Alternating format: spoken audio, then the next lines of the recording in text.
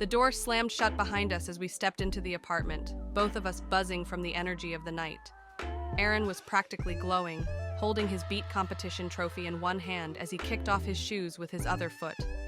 Man, that was insane. I can't believe I won. Aaron laughed, grinning ear to ear as he dropped onto the couch. As I followed him in, I was still smiling from the excitement of the night. That Jodeci sample was ridiculous. The crowd went wild. He had crushed it, as usual, and it felt like, once again, God had aligned this win in his favor. He placed the trophy on the coffee table, sitting back with a satisfied sigh. I sat down beside him, letting the high from the night sink in. Aaron had been working tirelessly on his music for years, and moments like this made it all worth it. The wins, the praise, the recognition. It was a validation of all the long nights he'd put in. I looked at him, my heart swelling with pride. You deserved it, eh? You were on fire up there. He chuckled, leaning back into the couch. You know what was crazy? How you hopped over everyone to meet me when I won. Impressive for a bite-sized human, 5 feet of pure fire. I smirked, rolling my eyes. Baby, I was going to be up there celebrating with you. Those people had to move out the way. He laughed and pulled me into a hug, squeezing me tight. You're the best, sis. After a few moments, his tone shifted as he pulled away, the smile on his face turning a little more serious. So, what's up with Hannah? He asked, his eyes narrowing in that curious way he had. Is she single? I raised an eyebrow at him, taken aback by the sudden change in subject. She is, I said cautiously. But do you have time for a relationship? Aaron paused, his gaze dropping to the floor as he thought it over. He'd been hyper-focused on both school and his music lately, leaving little room for anything else. But Hannah? There was something different about her, something that intrigued him. I think I'd like to get to know her. We'll start as friends. He looked up at me, a quiet confidence in his eyes. I took a deep breath, processing what he was saying. I wasn't sure if Aaron had the time for a relationship either, but I could see the wheels turning in his mind. It felt like he was genuinely considering this. I'm sure she'll like that, I said, nodding slowly. I'm not gonna lie. I'd love to have her as a sister-in-law. But I like the idea of you two moving slow.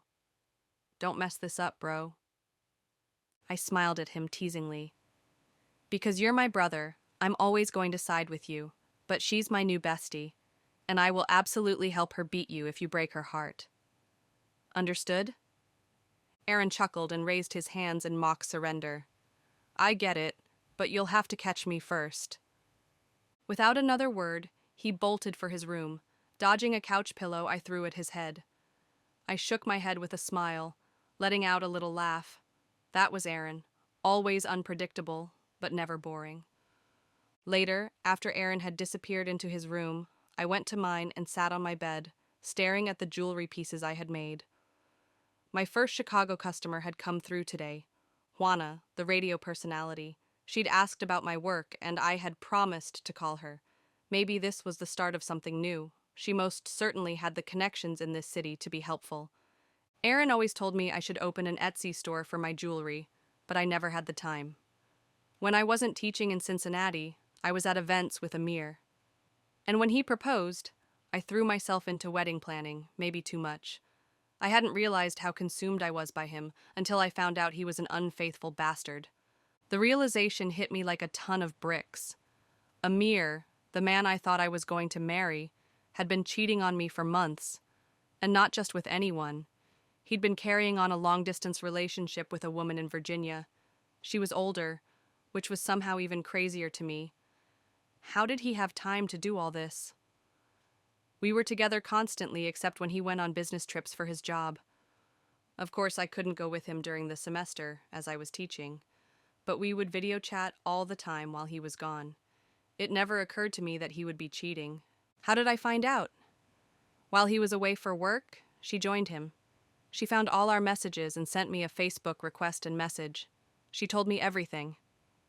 I broke up with him, but it still stung. A year later, the memories still felt raw. but I promised myself I wouldn't let that heartbreak define me. Nor would I be so consumed with a man that I would neglect my dreams. I looked down at the jewelry pieces in my hands. I'd made quite a few since coming to Chicago. I was proud of my work, but I didn't know what to do with it yet. Maybe it was time to make it more than just a hobby. Maybe it was time to get serious. I took off my pieces and carefully placed them into my wooden jewelry chest. The simple, steady clink of the clasps made me feel grounded again. Tomorrow, I'd reach out to Juana and see if she was serious about her offer. I settled into bed, letting my thoughts wander. I couldn't help but pout a little about Ethan. I'd seen him at the restaurant with that woman. Of course, he wasn't single. He was gorgeous with a dope, down-to-earth personality. I'd let myself crush on him for a while, but deep down, I knew he wasn't someone I could have. I sighed and closed my eyes, letting the thoughts fade away as sleep pulled me under. Oh well, crushing on him was fun while it lasted.